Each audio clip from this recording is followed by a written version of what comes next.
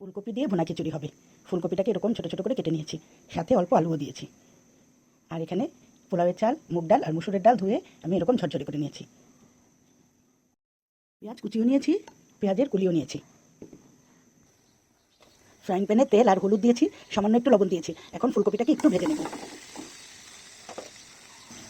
একটু নেড়ে চেড়ে হালকা ভেজে নেব। ফুলকপিটা ভাজা হচ্ছে আর অপর চুলায় আমি গরম পানি বসিয়ে দিয়েছি। খিচুড়ির জন্য প্যান বসিয়ে দিয়েছি। এখন ফোড়ন দিয়ে দিচ্ছি, জিরে আর শুকনো মরিচ। ফোড়নটাকে ভালো করে একটু ভেজে নেব। এখন দিয়ে দিচ্ছি গরম মশলা, তেজপাতা, এলাচ, দারচিনি, লং আর গোলমরিচ।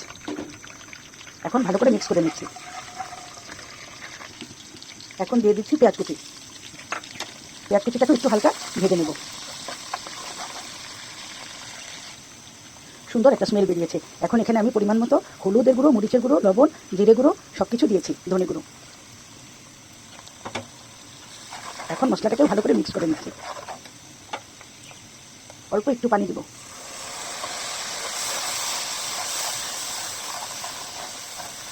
আমি এখানে 1/2 কেজি পরিমাণ পোলাওয়ের চাল নিয়েছি আর ডাল নিয়েছি 250 গ্রামের একটু বেশি হবে। তাই আমি সব কিছু পরিমাণ মতো 1 চা চামচ পরিমাণ করে মশলা দিয়েছি। আসলে মশলাটা হলো যে যেমন খেতে পছন্দ করে, অনেকে ঝাল পছন্দ করে তাই মরিচ বেশি দেয়। আমি বাচ্চারা খাবে তাই আমি মরিচের পরিমাণ কমিয়ে দিয়েছি। এখন মশলাটাকে ভালো করে কষিয়ে নিচ্ছি। মশলাটা কষানো হচ্ছে, এই পর্যায়ে দিয়ে দিচ্ছি আদা বাটা আর একটু রসুন বাটা। এখন ভালো করে আদা রসুনটাকে মশলার সঙ্গে মিক্স করে নিচ্ছি। যেহেতু ভুনা খিচুড়ি, মশলাটাকে আমি ভালো করে ভুনে নিয়েছি। এখন ভুনা মশলার মধ্যে চাল ডাল দিয়ে দিচ্ছি। এখন চাল আর ডালটাকেও ভালো করে মশলার সঙ্গে ভুনে নেব। চুলার আঁচটা লো মিডিয়াম হিটে এভাবে আস্তে আস্তে চাল আর ডালটাকে ভালো করে মশলার সঙ্গে ভুনে নেব। তাহলে খিচুড়িটা খেতে খুবই মজা হবে।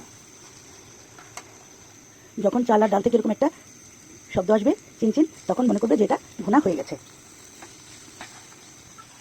এখন দিয়ে দিচ্ছি পরিমাণ মতো ফুটন্ত গরম পানি। আমি এখানে পরিমাণ মতো দিয়েছি, চাল বুঝে পানি দিতে হবে। এখন দিয়ে দিচ্ছি পেঁয়াজের কলিগুলো।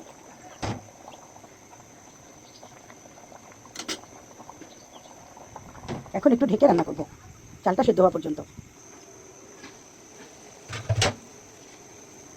চালটা ফুটে উঠেছে, প্রায় 75% হয়ে গেছে। এখন আমি একটু উপর নিচ করে মিশিয়ে নিচ্ছি। আর এই ফুলকপিটা হালকা ভেজে রেখেছিলাম আলু সহ এখন দিয়ে দিচ্ছি। এখন হালকা হাতে একটু মিক্স করে নিচ্ছি।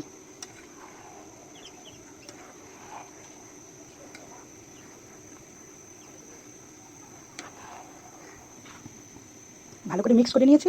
এখন দিয়ে দিচ্ছি একটু ঘি। ঘিটাকে ভালো করে একটু মিক্স করে নিচ্ছি। আর দিয়ে দিচ্ছি উপর থেকে একটু ধনেপাতা। এখন ধনেপাতাটাকেও একটু মিক্স করে একটু দমে রেখে দেবো। আর অল্প কিছুক্ষণ ঢেকে রান্না করব, তাহলেই পুরোপুরি সফট হয়ে যাবে। 5 মিনিটের জন্য দমে রেখেছিলাম। এখন মাশাআল্লাহ আমার ফুলকপি দিয়ে ভুনা খিচুড়ি হয়ে গেছে। একদম পারফেক্ট ঝরঝরে হয়েছে। বন্ধুরা, আমি যেভাবে করেছি তোমরাও এইভাবে করতে পারো, খেতে খুবই মজা। যারা যারা ভিডিওটা দেখেছো তাদের সবাইকে অনেক অনেক ধন্যবাদ।